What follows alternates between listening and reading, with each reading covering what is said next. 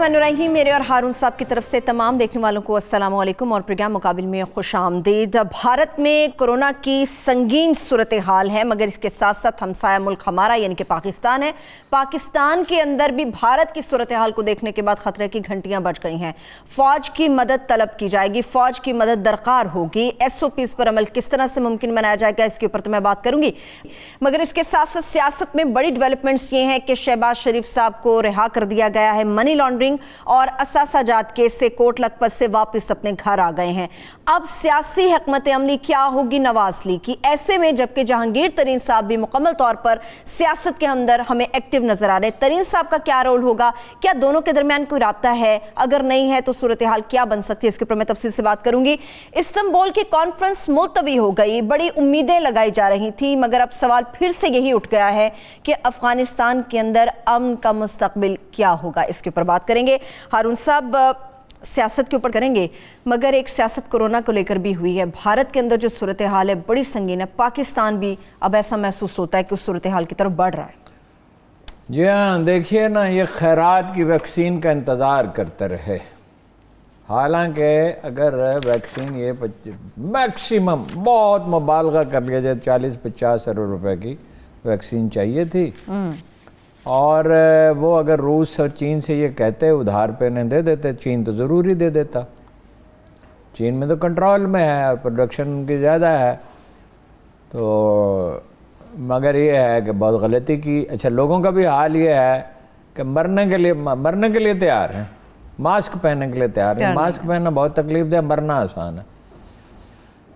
तो इंडिया में तो जो कोरोना है वो डिटेक्ट ही नहीं होता, इतनी खतरनाक पता ही नहीं चलता, और वो बरतानवी कोरोना से भी ज़्यादा ख़तरनाक है। और पाकिस्तान में भी जो कोरोना है, सिंध में वो कोई 50% ब्रिटिश वो है किस्म का, और लाहौर में तो 90% तक पहुंच जाता है बाज़-औक़ात। और इसमें ये अवाम को ये चाहिए, ज़्यादा ज़िम्मेदार कौम है, ज़्यादा ज़िम्मेदार हुकूमत तो ज़िम्मेदार है ही कि भाई वो जनरल अफजल साहब इनको समझाते रहे, जो अब सबकदोश हो चुके हैं जी, जब तक भाई ये टेस्ट करने की बजाय वैक्सीन लगाएं और मास्क तकसीम करें। और आखिर में यही होना था। यकीन करें, मैं पिछले 48 घंटे से ये एक्सपेक्ट कर रहा था कि फ़ौज आएगी। ये जब फ़ौज आएगी तो लोग मास्क पहनेंगे, मगर देहात में तो फ़ौज नहीं जा सकती। और देहात में कम है, वैसे अल्लाह का शुक्र है। पाकिस्तान में सूरत हाल जो, अगर अभी फ़ौज को न बुलाते तो 2-4 हफ्ते के बाद बड़े शहर बंद करने पड़ते, और जितने अरब रुपए का नुकसान हो, मतलब ये है हो सकता है, जितना खर्च हो सकता है वैक्सीन पे, जितने अरब रुपए, उतने बिलियन डॉलर का नुकसान हो सकता है। इमरान खान साहब कहते हैं कि मज़दूर हैं बेचारे, इसलिए लॉकडाउन नहीं कर सकते। मज़दूर को मरने की इजाज़त है, बेरोज़गार होने की इजाज़त नहीं। बस वो खाने के लिए दो, जो आदमी है उसको अगर खाने के लिए दो और वैक्सीन दो तो 100 अरब रुपये खर्च हो जाएंगे, 150 अरब रुपये खर्च हो जाएंगे, जो आप बेनज़ीर इनकम सपोर्ट प्रोग्राम है, एहसास प्रोग्राम पे खर्च करते हैं। अभी कोई भूखा ना सोए प्रोग्राम तो ये है कि वो मर जाए तो कोई बात नहीं, लेकिन ये है कि वैक्सीन नहीं मंगवानी। चलें, इसके और 5 लाख, देखो हम बांग्लादेश से पीछे हैं, हम इंडिया से पीछे हैं, हम श्रीलंका से पीछे हैं। तो इंडिया में जो हुआ मैं बाद में चलें इस पे बात करते हैं। हारून साहब, शहबाज शरीफ साहब की ज़मानत को किस तरह से देख रहे हैं? फाइनली रिहा हो गए वो। शहबाज शरीफ ने रिहाई होना था, इतने दिन हो गए आपको बताते हुए। शहबाज शरीफ ने क्या किया, उसका क्या गुनाह बताइए? तो केसेस तो ऐसे थे कि एक्सपेक्ट नहीं किया जा रहा था। कौन से केसेस? उसने तो कभी एक धैले की करप्शन नहीं की, ना उसने की, ना सुलेमान ने की, ना हमजा ने की, ना मरियम ने की, ना उनकी बेगमात ने की। किसने की है? जरा हमने की है। ये 50% जो गरीब लोग हैं उन्होंने की है करप्शन, और कोई 30% जो सफ़ेद पोश तबका उन्होंने की है। ये जो 20% अशराफिया, ये तो कभी करप्शन करती ही नहीं। बिलावल ने कभी नहीं की, 2 बच्चे ही था छोटा सा 2-3 साल का जब ये सारे वाक़यात हुए, और अब भी 2-3 साल का नहीं तो 6-7 साल का होगा, इससे बड़ा नहीं। तो हरियाल साहबा ने नहीं की, जरदारी साहब ने नहीं की, मौलाना फजलुर रहमान ने नहीं की, असफंदियार ने की, महमूद अचकज़ई ने की। ये हम गरीब लोग और सफ़ेद पोश लोग जो हैं ये करप्ट हैं, और ये इसकी सज़ा भुगत रहे हैं, और इन्हें भुगतनी चाहिए। अच्छा, ठीक है, इन्हें आप इस तरह से देख रहे हैं। मगर जिन्होंने करप्शन नहीं की, सुना है उनके कोई तरीन साहब के साथ भी राब्ते हैं, ऐसा है कोई हारून साहब मामला? कोई एक आध आदमी रह गया जिससे मेरे ताल्लुकात ठीक है, प्रणंद है। मैं हारून साहब, मेरे किसी से ताल्लुकात नहीं ठीक, तो आपके क्यों होने चाहिए? आपके राब्ता है, राब्ता है, राब्ता है। और आज 2 MNA से मुलाकात हुई है जी, बिल्कुल ऐसे ही है। सिंध के 2 जंग के जो 2 MNA, एक अमीर सुल्तान साहब है, दूसरे साद रज़ा सुल्तान साहब। शहर फेर नहीं वसना चंग वर्गा, कुड़ी फेर नहीं जम्मनी हीर वर्गी। हाँ जी, वो जो जंग वाले जो है ना साहबजादा साहब, हाँ, ये गालबन सुल्तान बाहू की, सुल्तान लिखा हुआ तो शायद सुल्तान बाहू की जी जी, वो हों जानशीन।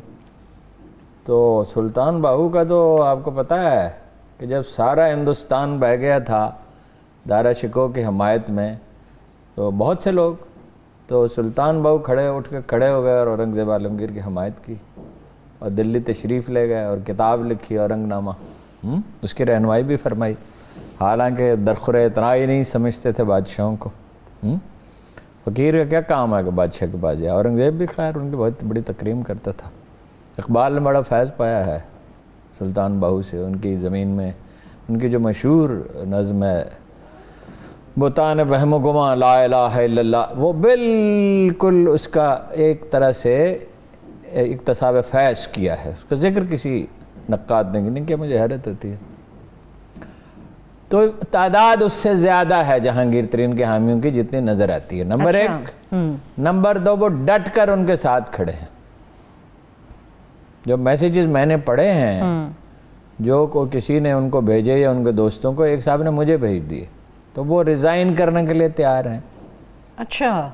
और वो उनकी हमायत में गैर हाज़िर रहने के लिए तैयार हैं, ख़िलाफ़ वोट देने के लिए तैयार हैं, उनकी रुकनीत ख़त्म हो जाएगी वो उसके लिए तैयार हैं।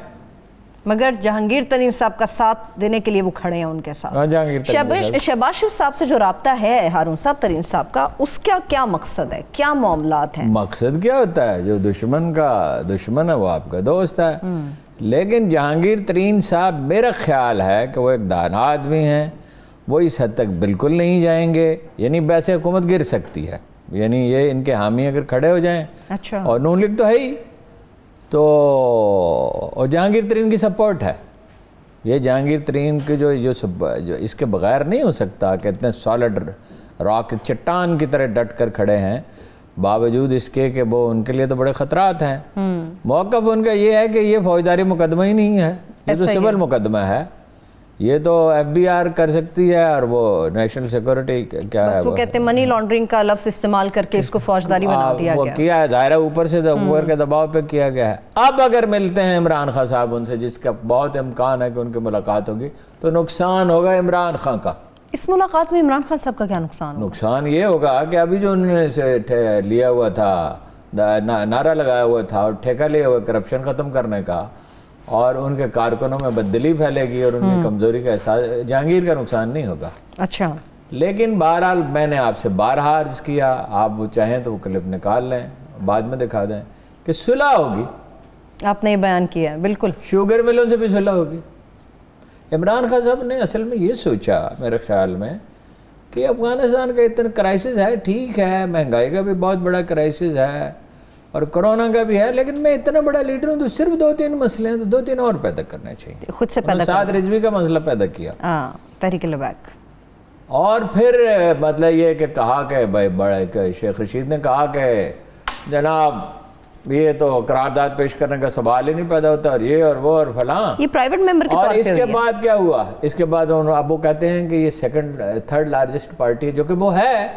तो ये आपको पहले नहीं पता था? तो ये पार्टी तो बढ़ती जाएगी। कितनी बढ़ जाएगी हारून साहब, कितनी बढ़ जाएगी? 30 लाख वोट लिए हैं, अगली दफा 60 लाख मिल सकते। अच्छा। तहरीक चलेगी ईद के बाद। अगर ये नहीं चलाएंगे साद रिजवी तो बहुत ही दाना आदमी साबित हुआ। उसने तो कहा बेशक मुझे जेल में रखें, और अगर ये दाना होते तो उसको गेस्ट हाउस में मुंतकिल करते हैं, सारी सहूलतें देते हैं। एक सियासी जब इतना बड़ा मसला भी हो और सियासी लीडर भी इतना पॉपुलर हो, 27 साल की उम्र में इतना पॉपुलर है, बाप से ज़्यादा कामयाबी उसने हासिल कर ली है, अगरचे उसकी लेगेसी का हिस्सा है। और मुफ्ती मुनीबुर रहमान समेत सब शयूख और पीरान उज़्ज़ाम को उसके पीछे चलना पड़ा।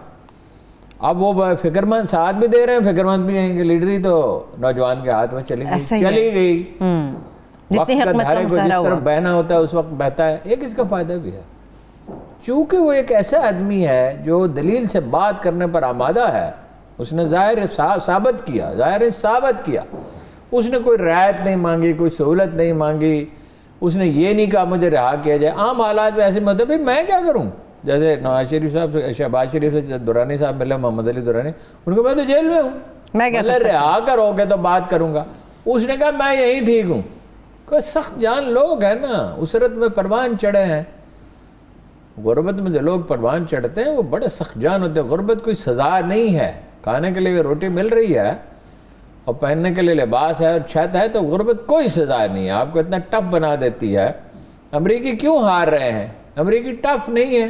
मेरा दोस्त मुस्तफ़ा कहता था, leader of black Muslims, Islamic party north America का सरबराह, कि अमरीकी इमारत में पड़े हैं 5-6 नस्लें इनकी, ये बहरानों का सामना नहीं कर सकते हो। देख लिया आपने कोरोना में क्या हुआ। सही है, ठीक है। चीनी उसके मुकाबले में सख्त जान साबित हुए, उन्होंने अपने मसाइल निपटा लिए। ये जो है ये अपना बहुत बड़ी पॉलिटिकल पार्टी बन जाएगी और डेवलपमेंट ये हुई है पहली दफ़ा इस मकतब फ़िक्र की एक बहुत बड़ी पॉलिटिकल पार्टी बन गई है। और अगली दफ़ा पंजाब असम्बली में, सिंध असम्बली में और वफाकी असम्बली में इनके काफ़ी काबिल ज़िक्र तादाद होगी अरकान की। सही। हम चाहें तो इस सिचुएशन को दानाई से इस्तेमाल कर सकते हैं। हम ये कर सकते हैं कि दुनिया को बताएं FATF का इजलास ईद के दिन होने वाला है, जिसमें इंडिया की कोशिश ये होगी और फ्रांस की कि पाकिस्तान को ब्लैक लिस्ट में डाला जाए। इंशाल्लाह नहीं डाला जाएगा। बरतानिया ने पाकिस्तान की हमायत का ऐलान कर दिया है, ये सिग्निफिकेंट है। सही है। चीन तो करेगा ही, तुर्की भी करेगा भी। और हम कह सकते हैं हमने अपनी बेस्ट एफर्ट की। रेजोल्यूशन पेश किया है उन्होंने मियां वाली से, शेर अफगन के साहबजादे जो अमजद साहब, उनकी तरफ से, और बहुत अच्छा किया, ठीक किया है। अपोजिशन इब्नुल वक्ती का मुजाहरा कर रही है। नून लीग तो तनकीद कर रही है इसके ऊपर। आज नून लीग तनकीद न करे, क्या करे? ये नहीं, वो तो अगर इमरान खान कहे कि अल्लाह एक है और मोहम्मद उसके रसूल हैं, तो वो इसमें कोई पहलू निकालेंगे नहीं। आज ही कह रहे थे काफी कर ले वो तो, और इमरान खान भी यही करता है। मतलब वो तो सवाल ही नहीं पता था ना एक दूसरे से ज़रा सी भी खुशगुमानी हो। वो तो यहाँ तक हो गया कोई बात ही नहीं हुई प्रोवोकेशन की। और शायद खाकान अब्बासी जैसे शाइस्ता इंसान जिसकी इतनी इज्जत की जाती थी, क्या उन्होंने अल्फाज उन्होंने कहा मैं जूता मारूंगा। ठीक है भाई, सिर्फ इतना उनका मुतालबा था कि पहले मुझे तकरीर करने दें। तो पहले क्या है, और दूसरी या तीसरे मौका दे दें। स्पीकर साहब का भी रवैया वैसे बड़े सोबर समझे जाते थे अब्बासी साहब, कुछ अरसे से आ रहा हूं, वो सारा मामला उलट हो गया उनका। वो जो इकबाल ने कहा था ना, हमीयत नाम था जिसका गई तैमूर के घर से, शराफत नाम था गई खाकान के घर से। मतलब कोई इतना मुअज़्ज़ज़ ख़ानदान, जो लोग इनके बहन भाइयों से मिलते हैं वो तारीफ़ें करते हुए लौटते हैं, कहते क्या अच्छे लोग हैं। उन्होंने वज़ीर आज़म बनने के बाद अपने क्लास फेलोज़ को बुलाया, वो उनके बाद क्लास फेलो मेरे भी जानने वाले हैं। अच्छा। और वो रतबुल लिसान थे। सुभान अल्लाह यार, क्या खाकसारी है, क्या आजिज़ी है, क्या तहम्मुल है, और ये सब कुछ खो दिया। भाई आपकी तो मताए ये इनकसार था। बीच में एक वाक़या भी हुआ, इनको वज़ारत उज़्मा की पेशकश हुई अब्बासी साहब को। जी जी, अब्बासी साहब में क्या कीड़े पड़े हुए पहले नहीं हुए? नहीं हारून साहब, उन्होंने जाके नवाज शरीफ साहब से कहा नहीं, he can be a good prime minister. मैं इस वाक़े के बावजूद भी कहता हूँ ही कैन बी। उन्होंने जाके नवाज शरीफ साहब से कहा, नवाज शरीफ साहब का तो मुँह ऐसे बन गया जैसे सूखा हुआ बैंगन होता है। उन्होंने कहा ये क्या हुआ? तो उनकी पार्टी के हैं, उनके पुराने हैं, अब्बासी साहब के साथ इतना ताल्लुक, पहले भी उनको बनाया। खानदान के सिवा को कैसे बन सकता है? अब शाही खानदान में गुंजाइश किसकी? Prime minister. लेकिन ये हद है। एक तो सादा लोग तो खैर हैं ही, शरीफ आदमी हैं, सादा ज़हीन, लेकिन एग्रेशन आजकल बहुत सादा होते हैं। लेकिन ये जो उन्होंने काम किया, फिर हलीम आदिल शेख ने कहा ओहो PTI पीछे रह गई। उन्होंने सिंध असम्बली में कहा मैं इजाज़त के बगैर गुफ्तगू करूँगा। इजाज़त के बगैर स्पीकर के आप गुफ्तगू अगर आप करते हैं तो ये गैर पार्लिमानी हरकत है। और फिर शर्जील मेमन को छिछोरा कहा जी। ये क्या जुबान है, ये क्या अल्फाज है? शर्जील मेमन की पे आप तनकीद करें जो उसकी खामियां हैं, जो उसकी कोई बात गलत है, या सरकारी पार्टी पे तनकीद करें। इस किस्म के अल्फाज का इस्तेमाल पार्लियामेंट फ्लोर के ऊपर नहीं होना चाहिए, असेंबली फ्लोर पे नहीं होना चाहिए। मौत के परवाने पे दस्तखत करने के लिए तैयार बैठी हुई हैं। फौज का रोल बढ़ रहा है, बढ़ता चला जाएगा। इनकी हमाकतों की वजह से कोरोना में आप कुछ कर नहीं सके, फौज को बुलाना पड़ा। ठीक है, इसलिए कि जहाँ खाकी वर्दी वाला होता है वहाँ एहसास तापुज़ भी होता है, लोग तामील भी करते हैं, उसका रौब भी, उन्होंने अपना रौब बरकरार रखा है। बहरहाल उनका कोई एतबार और साख है। पुलिस के साथ आपने क्या किया जी? मैं ब्रेक से वापस आके इस पे बात कर लेती हूँ, एक छोटी सी ब्रेक ले लेते हैं, ब्रेक से वापस आएंगे। तो पुलिस के साथ क्या कुछ हुआ और पुलिस के हवाले से क्या रवैया इस वक्त सुनने में देखने में आ रहा है, इसके ऊपर बात करूंगी। जहांगीर तरीन साहब की ताकत का राज और इन तमाम के साथ साथ हमारे शेख रशीद साहब का मुस्तकबिल क्या है। छोटी सी ब्रेक के बाद हमारे साथ रहिए।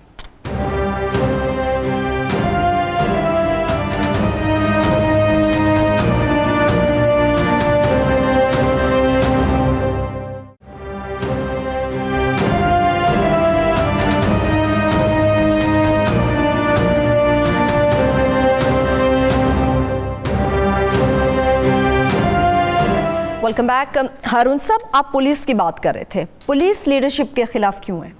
हालांकि पुलिस को पूरी अथॉरिटी दी गई। पुलिस वालों ने कहा पहले हमें मरवाया, पहले उन्हें हुक्म दिया, एतदाल तो है नहीं। या तो सातवें आसमान पर चढ़ जाएंगे और कहेंगे कि जनाब वाला बेस्ट शुगर इंडस्ट्री को सीधा कर दो, जहांगीर को सीधा कर दो, फलां को सीधा कर दो, नवाज शरीफ को, शरीफ ख़ानदान को तो सीधा करना ही है, नून लीग को, पीपल्स पार्टी को। या फिर ये है कि बिल्कुल मतलब ये समझौते कर लेंगे। देखें ना, इन्होंने कहा कि एक अपना इसको बिल्कुल कोई रायत नहीं देंगे, ये तसव्वुर दिया उसने, शेख रशीद ने कहा कि करारदाद पेश करने का सवाल ही नहीं पैदा होता उनके। अब वो कह रहे हैं कि ये तो पॉलिटिकल पार्टी है। हाँ। 80% इनके जो हामी हैं वो TLP के खिलाफ बयान देने के लिए तैयार नहीं है, ना अरकान असम्बली न वज़रा। और ऐसा बहुत सारी बातें इमरान खान साहब ने की कि ये नहीं करने देंगे, वो नहीं करने देंगे। जब मुआहिदा किया, जो चीज़ें भी उनके साथ तय की, फिर सब बातों पे एग्री उन्होंने कर लिया। उनका मंशूर क्या है इमरान खान का? यूटर्न। उनका तर्ज ज़िंदगी है यूटर्न। जज्बात में फैसले करते हैं ना, ताजील में फैसले करते हैं ना। साद रिजवी को से देखो ना, साबित किया ना साद रिजवी ने, हम सब के अंदाजे उसने गलत साबित कर दी, सबके। उसने इतने तहम्मुल और माकूलियत का मुजाहरा किया, उसने कहा धरना ख़त्म कर दो। देखो ना, दूसरे मरहले में तो उनके साथ ज्यादती हुई थी ना। पहले तो उन्होंने ज्यादती की, फिर उनके साथ ज्यादती हुई। उसने कहा न रिहाई चाहता हूँ, अमन की भी अपील करूँगा और कानून के दायरे हो जाएंगे सुप्रीम कोर्ट में, पहले दूसरी अदालत में, सुप्रीम कोर्ट में। और जाके उन्हें क्या कहना है, हम जी जो हुआ सो हुआ। मेरा अंदाज़ा है जो अब तक उसका रवैया, उससे मुझे लगता है वो कहेगा जो हुआ सो हुआ, हम आइन की पासदारी करेंगे, हुदूद में रहेंगे। इन्होंने कहा था ना करारदाद पेश करेंगे असेंबली में, इन्होंने कहा था। आप ये कहते हैं कि वो तैयारी कर रहे थे। तैयारी तो इसलिए कर रहे थे कि 3 दिन रह गए, 4 दिन, 6 दिन रह गए थे, आपने करारदाद पेश ही नहीं की थी। हालांकि करारदाद अगर उस वक्त पेश की जाती तो ये सलीका मंदी से ये सूरत हाल ही ना पैदा होती। उससे भी एक अच्छा तरीका था जब रूसियों ने इस्तेमाल किया। मैंने पिछले प्रोग्राम में आपसे कहा था, मैंने आपसे कहा था फ्रांसीसी सफीर से कहें, मेरे जब मामूली आदमी ये बात समझ सकता है तो वो तो बड़े बड़े सफारतकार जो वजारत खारजा में बैठे हैं, बड़े बड़े दिमाग हैं जो हमसे यकीनन बेहतर सोच सकते हैं। भाई फ्रांसीसी सफीर का रवैया नहायत माकूल है और वो ये कह रहा है, यानी खराबी तो वहाँ हुई है ना, इस सफारत खाने तो उन्होंने नहीं की, किसी इंडिविजुअल को। तो आप वो कह रहा है मुझे तो पाकिस्तानी बड़े अच्छे लगते हैं और बड़ा उनका रवैया अच्छा है। बाकी फ्रांसीसी शहरियों ने भी कहा, तो उनसे आहिस्ता से कहते सफ़ीर साहब एक रिक्वेस्ट है, आप चले जाएं और जाके मैं खान साहब को समझाएं, क्योंकि उसका क्या मतलब फ्रांसीसी सफ़ीर का वो भी मैं आपको बताता हूँ, उसका नफसियाती प्रॉब्लम है। वो अपना चले जाते। अभी रूसियों ने अमेरिकी सफ़ीर से कहा कि आप मेहरबानी करके चले जाओ, उन्होंने इस तरह रिक्वेस्ट भी नहीं की, यानी कोई मुद्दबाना रिक्वेस्ट नहीं की। अब मैसेज देना था कि हम नाखुश हैं, हमारा आप गिराव कर रहे हैं। अफगानिस्तान पे आते तो मैं आपको बताता हूँ, वो अर्ज करता हूँ। वो अपना चला गया, फ्रांसीसी सफ़ीर साहब जहाज़ पे बैठते और कुछ और लोग भी, बाकी खतरा किसी को नहीं है उनको, इंशाअल्लाह कोई ऐसा नहीं होगा प्रॉब्लम। वो अपना चले, जब साद रिजवी ने कह दिया कि भाई हम पुरअमन रहेंगे अपने साथियों से, वो नाराज़ थे, हालांकि जाने पे खुश नहीं थे और बाद उनके हामी उलमा भी नाराज़ हैं। भाई अब उसकी लीडरशिप मुसल्लमा है, मुफ्ती मुनीबुर रहमान और शयूख और पीरान उज़्ज़ाम साहब उसके साथ हैं। और एक बहुत बड़ी गद्दी के जो जानशीन हैं, जो वैसे वो एक साबिक सरकारी अफसर हैं और बड़े सूझबूझ के आदमी हैं और एक्सपर्ट हैं मौलाना रूम के और इकबाल के, तो वो बड़े पुरजोश आदमी थे, तीतर भेजते थे इमरान खान साहब को खाने के लिए और घर भी बुला के तीतर खिलाते थे। अब उन्होंने मुझे एक दिन कहा कि ही जगान केस कैसा ख़त्म हुआ। मतलब ये है कि वो एक मकतब फ़िक्र है और आपने उनके साथ एक वादा किया है तो उसको पूरा करें। और आपने वादा आपने ये कहा जी उन्होंने तैयारी कर रखी थी, भाई तैयारी तो उन्होंने करनी थी।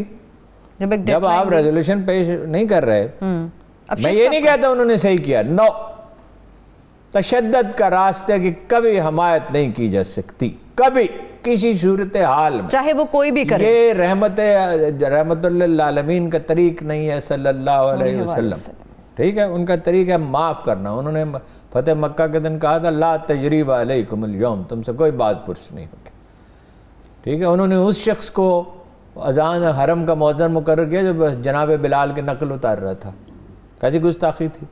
और उस आदमी को मक्का का अमीर मुकर्रर किया जो थोड़ी देर पहले गुस्ताखाना गुफ्तगू कर रहा था। लेकिन जब आप शफकत और रहमत का सलूक, शफकत का सलूक करते हैं तो लोगों के दिल बदल जाते हैं। तशद्दुद की हमायत नहीं की जा सकती किसी से, जो भी करे। दूसरी दफा इन्होंने कुछ ना कुछ उनके शेख साहब का मजहब एक है, मैं शेख रशीद साहब का उनका एक ही दस्तूर, मजहब नहीं दस्तूर है। उनको आप किसी काम पे लगा दें, वो अपनी ज़ात ग्रामी के बारे में गुफ्तगू करेंगे। और ज़्यादा ये किया जा सकता है भाई उसको एक वजीर का दर्जा दे दिया जाए और ये कहे, मेरा ख्याल है he is on his way out. अच्छा, मेरा ख्याल है, अच्छा वो अपना हर वो रेलवे में हो, वजारत दाखिला में अपने बारे में गुफ्तगू करते हैं। भाई आप अपने बारे में क्या गुफ्तगू कर रहे हैं? आपका इब्राहिम लिंकन है, इब्राहिम, वैसे जो बड़े लोग होते हैं वो तो करते ही नहीं, अपने कायदे में तो अपने बारे में गुफ्तगू नहीं करते थे। आप क्या चीज़ हैं ये हर वक्त अपने बारे में? ये बदतरीन इंतखाब है जो इमरान खान ने किया। ना रेलवे मिनिस्ट्री में कुछ करके दिखा सके, टाइम देते थे वैसे, लेकिन मसला ये था कि मेरी पसंद का अफसर वहाँ लगा, मेरी पसंद, मेरे आदमी, मैं, ये एक काम है, ठीक है। और मैं नंबर 2, कहते मैं नंबर 2 पोजीशन पर रहता हूँ। भाई पोजीशन तो वो है जो अल्लाह ताला किसी को दे दे, जिससे वो कोई काम लेना चाहे।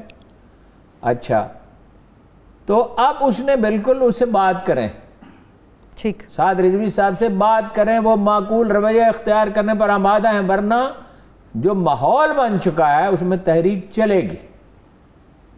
बेहतर है कि उसी को लीडर मान लें और बैठ के लोगों के साथ बात। जब मुफ्ती मुनीबुर रहमान को इस बेरहमी से निकाला था और एक बेमानी आदमी को रोए तहलाल कमेटी का चेयरमैन बनाया था, तो हमने इनसे कहा था गलत किया, गलत फैसला था ये, हैं जी।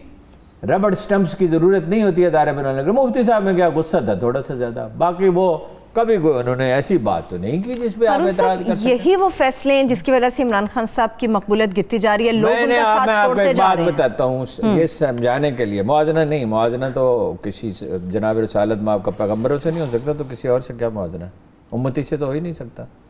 रसूल सल्लल्लाहु अलैहि वसल्लम से जब कोई आदमी बात करता था तो रसूल पूरे घूम जाते थे उसकी तरफ, एक मुकम्मल हमेशा, एक मुकम्मल हमेशा।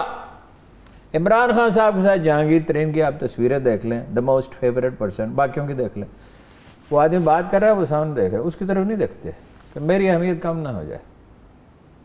रियासत मदीना के वाली हैं ये जी, इन्वर्टेड कामास जी, ठीक है। जहांगीर तरीन इसके बरक्स, यही शेख साहब का रवैया, जहांगीर तरीन इसके बरक्स लोगों के साथ नरमी से पेश आता है। यही उनकी मकबूलियत की वजह नहीं, वो अपने आदमियों के साथ रब्ता रखता है। देखिए ना, ये चैलेंज तो पीडीएम तो नहीं इतना बड़ा चैलेंज क्रिएट कर सकी थी जितना उसने कर दिया। दुरुस्त। और फिर देखिए कि उसमें सूझबूझ देखिए किस दर्जे की है कि वो फिर बात सुलह की करता है। असल जो है ना उसके तर्जमान हैं वो रियाज साहब भी हैं, राजा रियाज साहब भी, लेकिन असल तर्जमान है खाकवानी साहब। खाकवानी साहब जब कोई बात कहें तो समझ लें कि ये है जहांगीर तरीन का वर्ड टू वर्ड, ठीक है, बिल्कुल। वो कह रहे हैं न झगड़ा करेंगे, न सैबोटाज करेंगे, न हुकूमत को उल्टाने की कोशिश करेंगे, तो फिर और क्या है? सिर्फ ये कहेंगे, वो वैसे उसने भी कहा, रियाज ने भी कहा, राजा रियाज ने भी, सिर्फ इतना है कि ये खाकवानी साहब कहते हैं तहरीक इंसाफ, राजा रियाज साहब कहते हैं तरीक़े इंसाफ। ये कहते हैं पाकिस्तान, वो कहता है वो उनका मकामी कहते हैं इमरान खान, वो कहता अमरान खान, ठीक है, वो उनका बात वो उसने भी वही की, वो लहजा है, कोई बात नहीं, गैर ज़हीन आदमी नहीं है, जज्बाती बहुत। एक तो इतने जज्बाती, उसने कहा हम खुद कुछ बन जाएंगे। ओ खुदा का बंदो, अफगानिस्तान का मसला है, कोरोना का मसला है, मुल्क में फसाद बरपा है, इकानमी तबाह हो रही है, खुद कुछ जज्बाती। वो फिर खाकवानी साहब ने उसकी तरदीद की, उन्होंने कहा ये एक आदमी का एटीट्यूड है, नौजवान आदमी है, ये नहीं करना चाहिए। आप क्यों समझते हैं इमरान खान साहब को नुकसान होगा? जहांगीर तरीन साहब जो है ना, वो लोगों से जब मिलते हैं तो सलीकामंदी के साथ मिलते हैं, ठीक, करीने से बात करते हैं, सुनते हैं, बावजूद इसके कि उनकी मसरूफियात वज़ीर आज़म से कम नहीं है। देखिए वज़ीर आज़म बहुत बिजी होता है और बहुत लोग मिलना चाहते हैं, तो जहांगीर तरीन साहब भी तो इतनी बड़ी फैक्ट्रियाँ और कारखाने और एग्री फार्म्स और 2,000-4,000 गायें ऑस्ट्रेलिया की और नई टेक्नोलॉजीज़ और वगैरह वगैरह। मैं ये नहीं कह रहा वो मासूम है, no, this is not my point. मुकदमा जैसे चलना चाहिए वैसे चलना चाहिए। ठीक, लेकिन आप क्यों समझ रहे हैं हारून साहब कि इमरान खान साहब को इस सुलह का नुकसान होगा, इतना फ़ायदा नहीं होगा? क्या वजह है इसकी? फ़ायदा तो होगा, नुकसान भी होगा। फ़ायदा ये होगा कि किसका ख़त्म, भाई जो उनकी हुकूमत ख़तरे में पड़ी हुई है तो हुकूमत ख़तरे से निकल जाएगी। देखिए जनाब रसालत देखना ही होता है, अल्लाह की किताब क्या कहती है, अल्लाह के रसूल ने क्या इरशाद फरमाया सल्लल्लाहु अलैहि वसल्लम, और तारीख़ का सबक क्या है, तीन चीज़ें देखनी होती हैं। इकबाल ने कहा था वही इंसानी तजुर्बे का इख्तिसार है, यानी इंसान जो चीज़ सैकड़ों हज़ारों बरस में सीखता है वो कुरान में करीम में एक जुमले में होती है। और रसूलुल्लाह सल्लल्लाहु अलैहि वसल्लम भी ज़ाहिर है जो फरमाते थे वो कुरान के मुताबिक ही था। आपने फरमाया सुलह खैर, खैर सुलह में है। ये कहते हैं जुनून, वो कहते थे विजडम। ये कहते हैं कि रुलाऊंगा, वो कहते मैं माफ़ कर दूंगा। अल्लाह ने अपने दो नाम ही दे दिए रसूलुल्लाह सल्लल्लाहु अलैहि वसल्लम को, रऊफ़ और रहीम। अल्लाह के भी 99 नामों में रऊफ़ और रहीम है, इनमें और रहमतुल लिल आलमीन भी कहा। भाई लीडर को नरमी करनी चाहिए। 2 गुना कीमतें हो गई हैं, 2 गुना 2.5 साल में।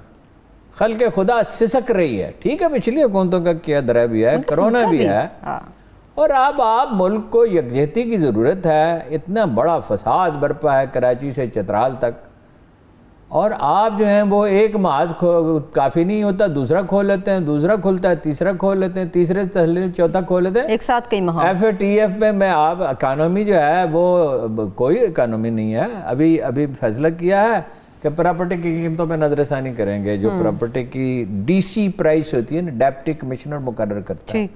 मतलब ये जो इसमें जो इन्वेस्टमेंट आ रही है अब इसको रोकेंगे। ठीक है, क्या अक्लमंदी है जी। वही, और टेक्सटाइल में आपको लकीली एक चांस मिल गया कि इंडिया में कोरोना ज़्यादा था, बांग्लादेश में उस वक्त ज़्यादा था, और चीन से लोग डरे हुए थे, तो पाकिस्तान को अब ये तो इत्तफाकन कुछ बेहतरी हुई। और डॉलर नीचे आना इसलिए शुरू हुआ हुजूर कि अमरीकी इकानमी तबाह होनी शुरू हो गई। डॉलर में इनका क्या कंट्रीब्यूशन है? तो अब आप सुलह करें उनसे भी। और शुगर इंडस्ट्री के साथ क्या काम है जी? मैंने बात की शुगर इंडस्ट्री के बड़े बड़े मुमताज़ लोगों से। अच्छा, इस वक्त करना क्या है, इस वक्त मकसद क्या हासिल करना है? बाद में तवीलुल मियाद इस्लाहात करते रहें। इस वक्त मकसद ये हासिल करना है कि कीमतें गिर जाएं। ठीक है, बैठे उनके साथ, एक मीटिंग करें, एक नहीं तो दूसरी, नहीं तो तीसरी, एक सियाने आदमी को लगाएं, किसी न किसी और वो मीटिंग करें और कोई फार्मूला बना लें, वहाँ से उठा लें, ट्रकों पे, बाजारों चौकों में बेचें। अब तो 2-2 घंटे खड़ा होना पड़ता है, तो जो लेता है वो मशकूर तो नहीं होता। और 65 रुपये वहाँ कीमत रखी है, वो अक्लमंदो 80 रुपये रखो, 80 रुपये। जब बाजार में 110 रुपये है, पैसा भी ज़ाया कर रहे हो, लोग नाराज़ भी हैं। हाँ सही, ठीक है। कुछ और भी चीज़ें हारून साहब, चले इंशाल्लाह इस पे मज़ीद भी बात करेंगे। मुझे पहले चौधरी सरवर साहब के बारे में बात करनी है, उनका मसला क्या चल रहा है आजकल? कुछ भी नहीं, वो सुलह कोशिश कर रहे हैं, अच्छा कर रहे हैं, बड़ा अच्छा, उनकी अप्रोच हेल्दी है। ये प्रैक्टिकल पर्सन, वो गुर्बत से उठे हैं, सेल्फ मेड आदमी है, ऐसा कोई सार केश नहीं है, सहना है बड़ा, लेकिन उसकी अप्रोच हेल्दी है, सुलह करा दीजिए। अच्छा ठीक है। शहबाज शरीफ साहब PDM के अंदर कोई नई रूह फूंक देंगे यार, उन सब को बेनिफिट होगा? PDM का मसला ये है, नई रूह तो खैर वो क्या फूंकेंगे, वो भी एक तरह के शेख रशीद ही है। मैं मेरी ज़ात ग्रामी, मेरे कारनामे, मेरी अजमत है। अच्छा, वो अपना अरकान असम्बली की अक्सरियत उनके मौक़िफ़ की हामी है। अच्छा, ठीक। वोटरों की अक्सरियत नवाज शरीफ के साथ है, यानी उनकी साहबजादी के साथ। ये है मसला। वो अपने घर में इसको तय करें तो हो सकता है शहबाज शरीफ वज़ीर आज़म बन सकते हैं मुस्तक़बिल में, लेकिन एक मसला है, चौधरी तो उनके साथ कभी नहीं जाएंगे, और जहांगीर तरीन को अल्लाह ने अगर इतनी सी अकल भी दिया, मेरा ख्याल है इसकी अकल बहुत ज़्यादा है, तो वो शहबाज शरीफ पे कभी एतबार नहीं करेगा, क्योंकि चौधरी शुजात ने लिखा कसम खा के भी मुकर जाते हैं। वादा, वो 3 वाक़यात लिखे हैं ऑटोबायोग्राफी में, ठीक है। और ये बात दुरुस्त है, वादा करना, जो चाहे वादा ले लें, उनका मंशूर 2 है, वादा करना है, जो कोई मांगेगा देंगे, नंबर 2 मुकर जाना।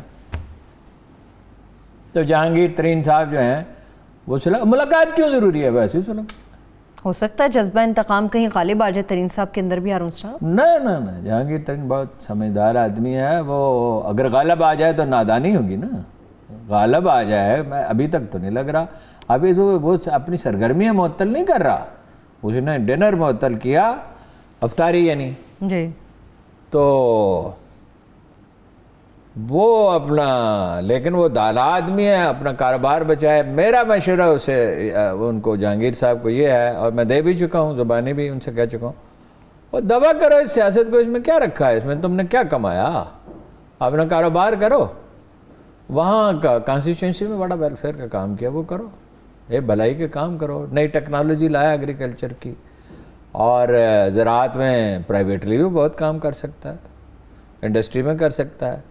आप खुद ही कहते हैं हारून साहब, सियासत एक ऐसा नशा है, एक ऐसी टेम्पटेशन है जो इसके अंदर आ जाए फिर वापसी का है, एडिक्शन है, वैसे इसे जान छुड़ानी बड़ी मुश्किल है। ठीक है, तो चौधरी मोहम्मद अली मरहूम जो वज़ीर आज़म रहे थे वो दस्तबरदार हो गए थे और बड़े रिलैक्स थे, उसके बाद कोई वैसा ना मिला, कम लोग होते हैं। ठीक है, चलिए एडिक्शन, मिर्च की एडिक्शन ही, लोग सिगरेट नहीं छोड़ सकते, तो ये तो फिर सियासत है। हारून साहब एक ब्रेक की तरफ चल, एक छोटी सी ब्रेक ले लेते हैं, ब्रेक से वापस आएंगे। अफगानिस्तान के अंदर अमन का मुस्तकबिल और इसके साथ साथ कोरोना की सूरत हाल, इंडिया पाकिस्तान में दोनों मुल्कों को मवाजना, और इन तमाम सूरत हाल में सियासी जमातें क्या कर रही हैं, हमारे साथ रहिए।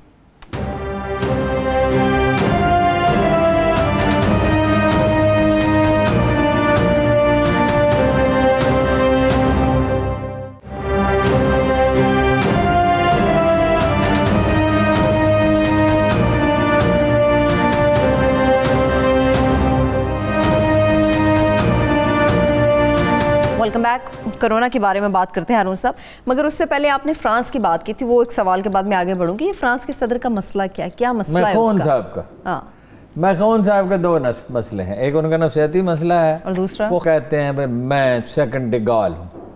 डिगाल वॉज ए ग्रेट लीडर, डिगाल का दामन भी साफ नहीं है, उस पर अलजायरियों के खून के धब्बे हैं, लेकिन of course he was a great leader. उसने जंग लड़ी थी, उसने अपने मुल्क को आज़ादी दिलाई थी, वो इतना बड़ा आदमी था कि उसने इक़्तिदार एक दिन ठोकर मारी और अपने घर चला गया और कहा कि कौम मेरी बात नहीं मानती तो नया लीडर चुन ले। कायद-ए-आज़म ने भी एक दफ़ा वैसे कहा था, लेकिन वो पाकिस्तान बनने से बहुत पहले की बात है। अच्छा, कि कौम मेरी बात नहीं मानती तो नया लीडर चुन ले, एक बात खुददार आदमी यही करता है।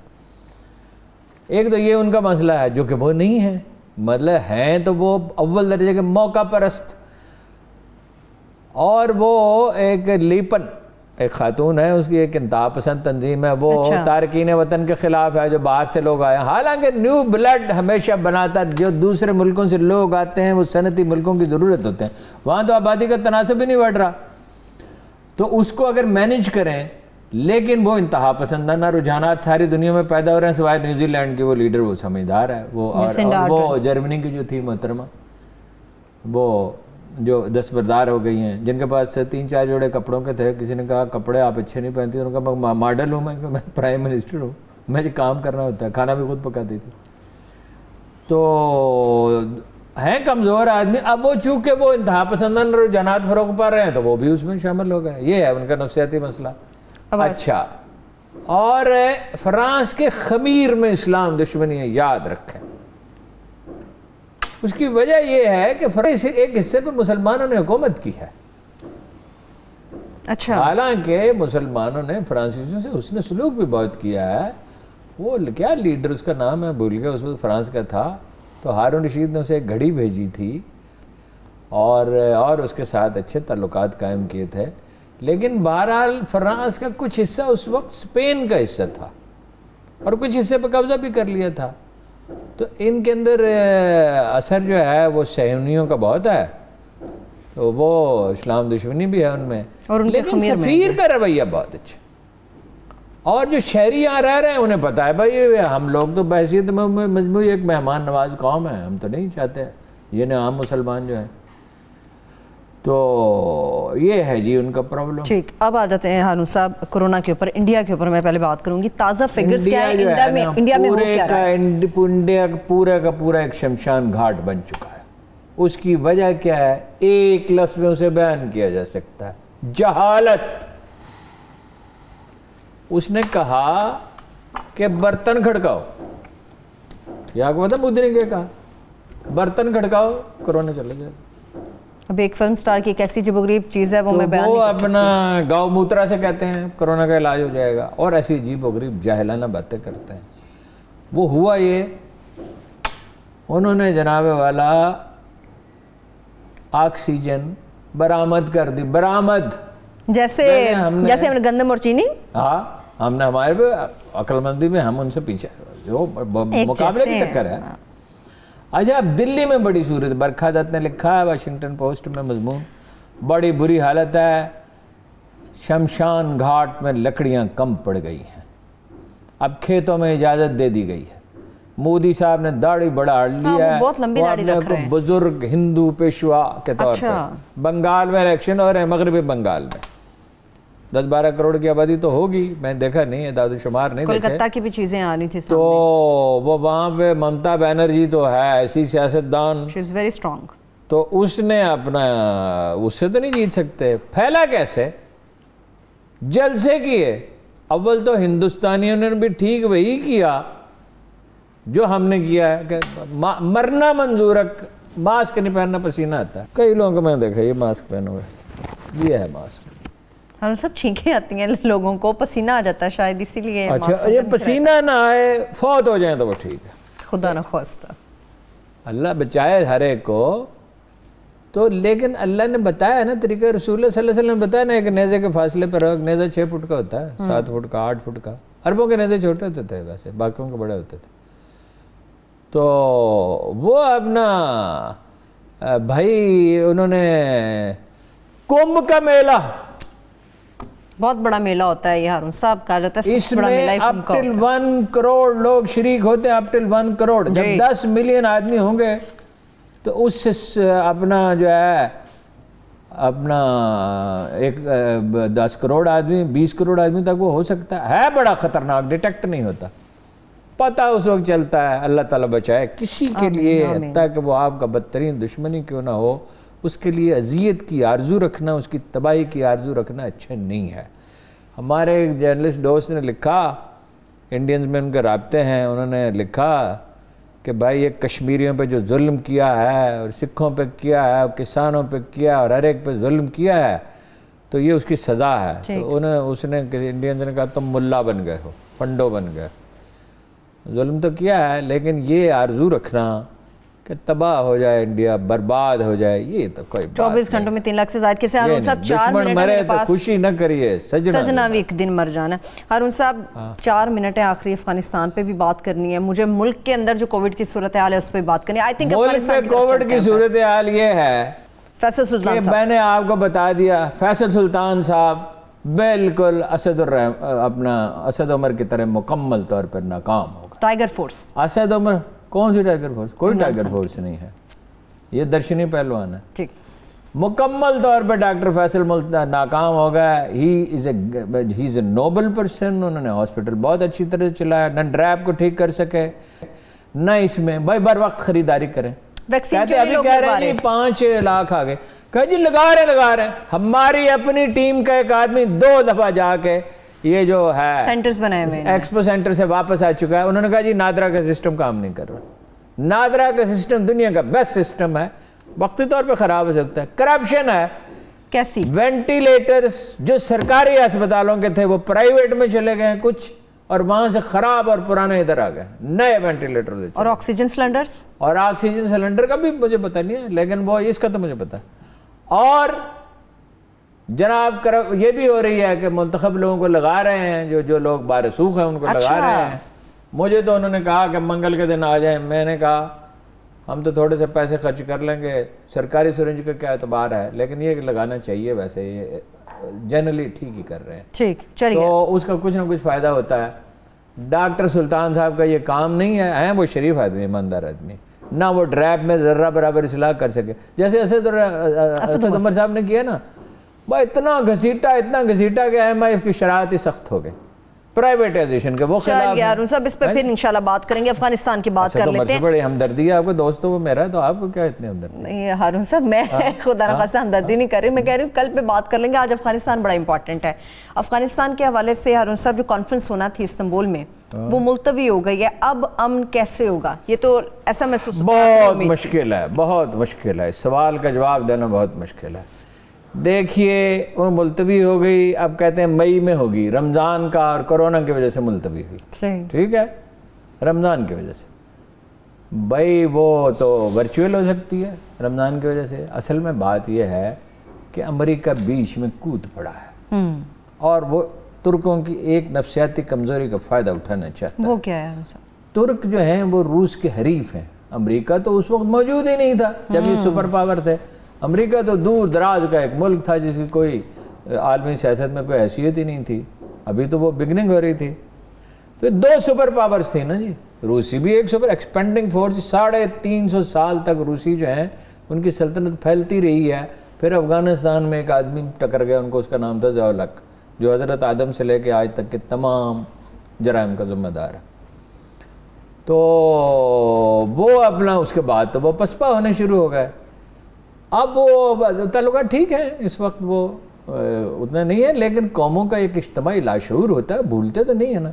तो उन्होंने कहा एक तो पाकिस्तान को इस्तेमाल करें, एक तुर्की को करें। तालिबान के साथ ताल्लुकात अच्छे हैं उनके, अपना तुर्कमान है जो परली तरफ, उनके साथ अच्छे हैं, दोस्तम के साथ अच्छे हैं। तो वो अभी कहना मुश्किल है। तालिबान बिगड़े हुए हैं कि भाई आपने वादा किया था भाई में इनखला का, और इंडिया गड़बड़ कर रहा है। इंडिया ये कह रहा है अमेरिकियों से कि भाई बहुत खराबी हो जाएगी, यहां चीनी आ जाएंगे। एक तालिबान जो है वो हुकूमत करेंगे, पाकिस्तान जी, बात तो ठीक है।